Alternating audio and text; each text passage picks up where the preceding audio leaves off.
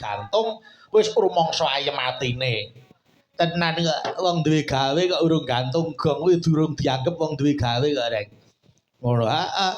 Mula ya salut karo warga Kabupaten Blitar sing isih tresna marang budaya. Sang proklamator wae sing disemari ana kene tresnane karo wayang ya kagila-gila kok.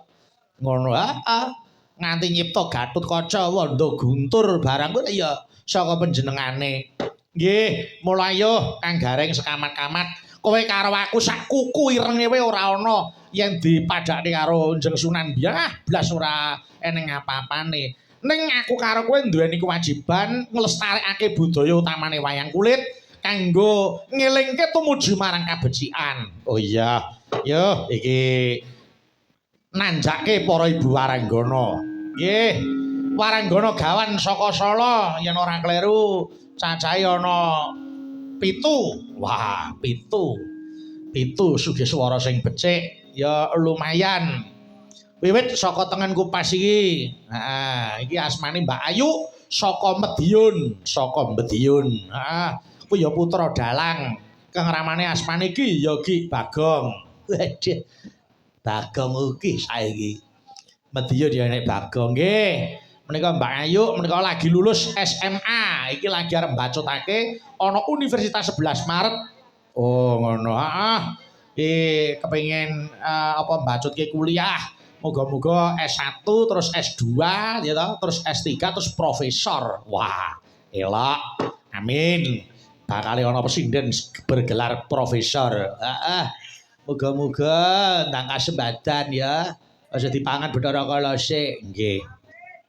Wong wedok iki nek ayu, suarane apik ya ta. Wah, jan. Wong lanang-lanang sing do isih legan kuwi oleh nglirik ya kaya ngono kae. Nggih.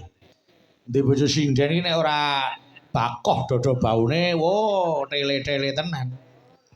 Nek ora sabuk galeng ya lenggek-lenggek tenan. Wong pupure wae karo nyawane Bagonge larang pupure kok. Pupure kok karo nyawa ta, Tru.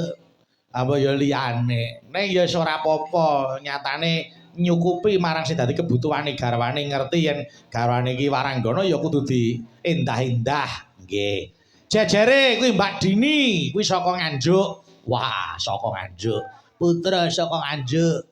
Kuwi wis nona, isih nona apa wis ibu? Isih nona. Oh, isih perawan, isih. Udah.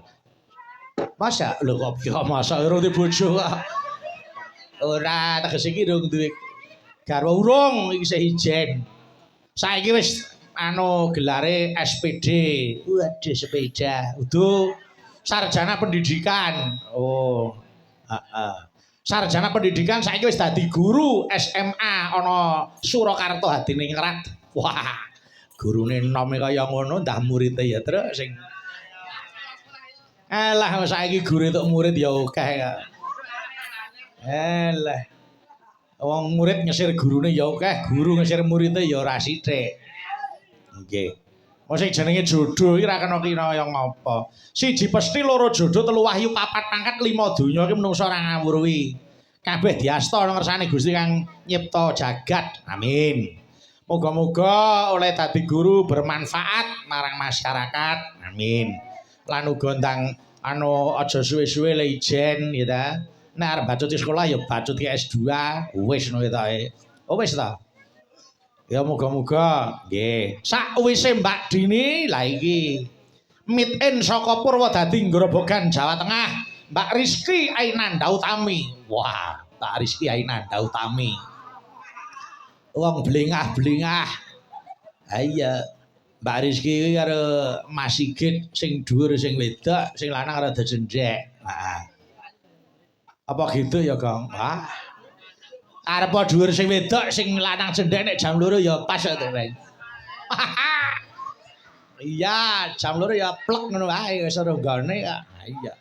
Nggih, Mbak Rizky Ainanda Utami iki wis kagungan garwa, garwane Mas Sigit sing kepareng asta gender kuwi. Heeh.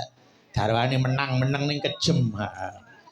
Nek ngelatih harus sing mburi gawe cengkok iki ora kaya ngono kuwi. Nyengkok iki ngene lho, Bu. Heeh, mlebu kamar diajari cengkok. Lampu pateni ceklek ya ta. terus diajari ungkekane cengkok. Wah, mapan. Oke. Wong lek ngajari karo tresna kok. Heeh. Nggih. Terus sawise Mbak Rizky iki candake Mbak Dita Intawati made in saka Banyuwangi. Nggih. Iki pancen wis anu kok. Dita ki nek ning ndi disusul Nanang ki pancen wis dadi jodoh. Wis jodoh, kuwi jodoh. Jawa Timur ning Dita enek Nanang, ya ta? Jawa Tengah ana Dita, ana Nanang. Nggih. Wah, ya wis pancen ya kudu ngomong kok, Dit. Dita uripe mung kon ngomong ae. Ngomong sing arisan, ngomong Nanang. Nggih, iki Mbak Dita made in saka Banyuwangi wis kagungan garwa. Amin. Wis BPKB metu. Heeh, wis BPKB-ne wis cair.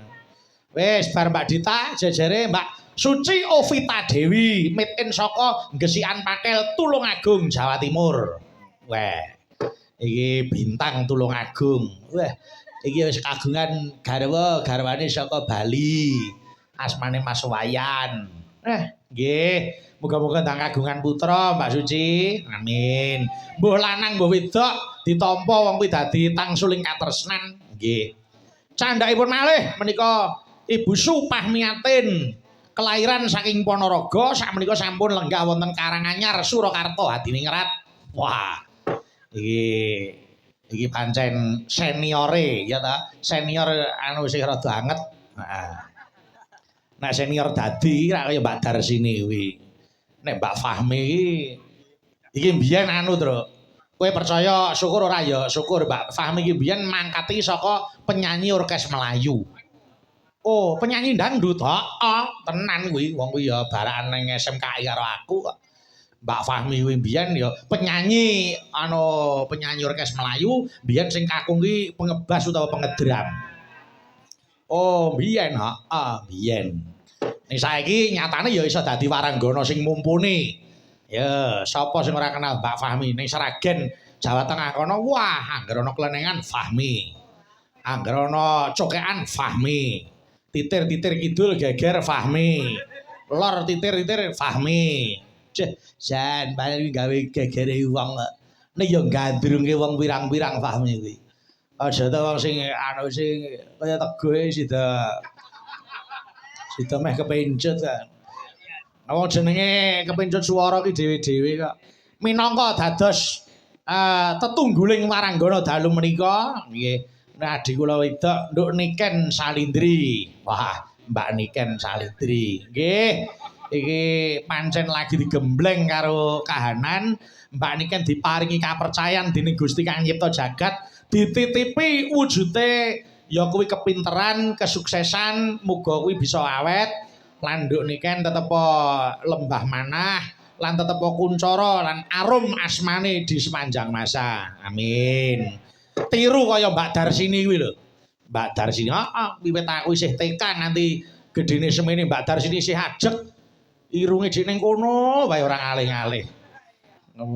Irunge arep ngalih ning. Tegese Mbak Darsini iki piyai sing konsekuen. Tresna nyang budaya ya ditekuni tenan. Nyatane ya hebat dadi pesendhen senior sing elok. Ngono, heeh. Pengen krungu suarane Mbak Darsini? Ha iya no. Wong wis suwe ora tau krungu ya. Nduk Niken. Nduk. Nggih, Mas.